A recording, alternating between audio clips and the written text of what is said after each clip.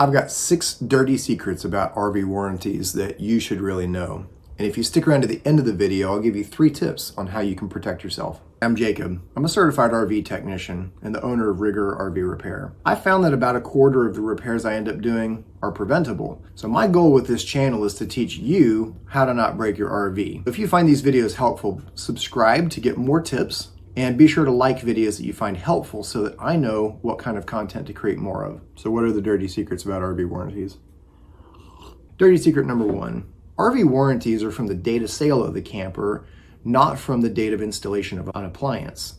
For example, one of my clients called me recently. His camper is 2.5 years old, and he had an air conditioner that had gone out under warranty at 1.5 years, and the new one that replaced it was also going out after 1 year. Now he thought that the 2-year appliance warranty would cover this second air conditioner that was going bad. But because the warranty was just from the date of sale of the camper, and we had already passed the 2-year mark, the new air conditioner that's less than 1 year old and going bad was not covered under warranty. So he had to pay for that one out of pocket. I know you would expect a brand new air conditioner that's failing to be covered under some kind of warranty, but the reality is, if you bought the camper new, it's from date of sale, and that's it. Dirty secret number 2 about RV warranties. The manufacturer warranty only applies to the original owner and not any subsequent owners, even if it's within the 1 year of the date of sale of the camper. That means that if someone buys a camper and then decides to sell it, you may be buying a brand new camper that's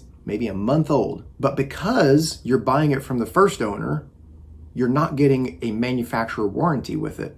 So you may be thinking to yourself, like, well, if I'm buying a camper that's actually new, but technically used, like, there shouldn't be any major issues that need warranty coverage, right? Well, if you think that, you should go watch my video about the dirty secrets of the RV industry and the massive quality control issues that are plaguing manufacturers right now. Dirty secret number 3 about RV warranties. It doesn't really cover common types of damage like water damage. On RVs, there's so many places where water can leak in and cause massive damage. And you would think this wouldn't be an issue on new campers, but I literally had people call me up on the maiden voyage. Their RV is 1 week old and they've got water dripping on their forehead at night in a rainstorm. Because at the manufacturer, when they're putting caulking on the roof, they missed a spot. So water was just dribbling through literally a hole in the roof. What happens really commonly is the caulking is put on very thin, and then within 1 year, the caulking starts to split and water starts coming in. Because water leaks can be difficult to determine where it's coming from or whose fault it is, it's common that RV manufacturers will not accept responsibility for problems they create if they can say that it was a problem of a lack of maintenance on your part, because they expect you to be climbing up on your roof and caulking it a lot within the first year of owning it. 4th dirty secret about RV warranties. If you register your RV to a business entity, most manufacturers don't actually extend warranty coverage for commercial use. A lot of salesmen don't even know to tell you that registering it to a business is going to void the warranty. Dirty secret number 5 is what I call the blame game. The thing you have to realize about RVs is that they're a big collection of components made by different manufacturers. And as often as those manufacturers can blame someone else for a failure on the component, they will do that to limit their liability and losses. One of my clients recently told me that the frame on their 5th wheel camper had cracked. And when they took it to the dealer for warranty work, the dealer didn't want to pay for repairing the frame because they said it was a problem caused by the manufacturer of the frame, Lippert Components. Now, Lippert said that they built the frame to the specs that the RV manufacturer had engineered, and that therefore it was a problem of the RV manufacturer, not Lippert Components. Both parties refused to take responsibility for my customer's broken 5th wheel frame, which left them with a new RV that was unusable. Dirty secret number 6. There are unfair exceptions in the fine print of RV warranties. One of my clients described RV warranty as having more holes than Swiss cheese.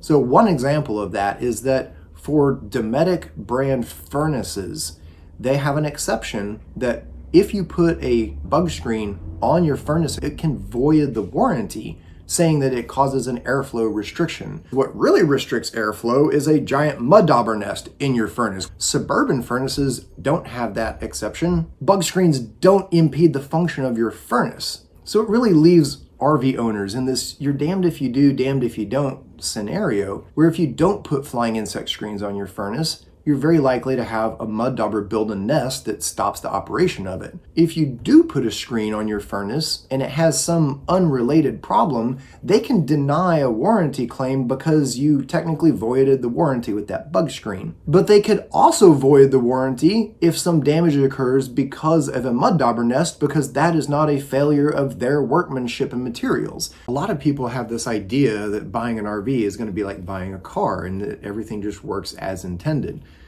And unfortunately, a lot of RVers are left with a very frustrating experience as they're trying to go camping.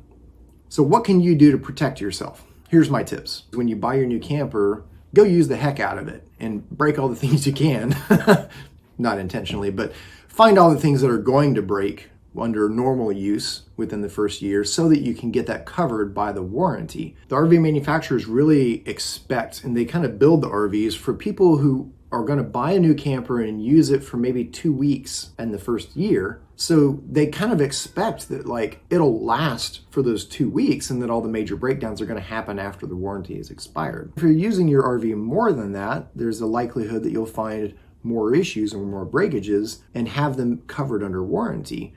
Tip number 2, this is for business owners who are buying an RV for their business. You're really better off buying used. The benefit of buying new is that it comes with a manufacturer warranty, but if that doesn't apply to your business, then you're really better off finding a good deal on a used RV, saving yourself a lot of money, because then you can use that money for your repair budget. So my third tip for protecting yourself with these warranty issues is to buy a quality RV. Now, a ton of my commenters are expressing the idea that there are no quality RVs in the industry. I don't think that's true. I think there are some really good built RVs, but half the battle is finding an RV that is quality and not just another manufactured lemon. So a big reason why this problem exists with so many lemons in the industry is honestly you folks. You keep buying them. I don't really blame you. I mean, it's hard to know what is a quality RV and what is a lemon. If you're not a technician and used to looking at these things,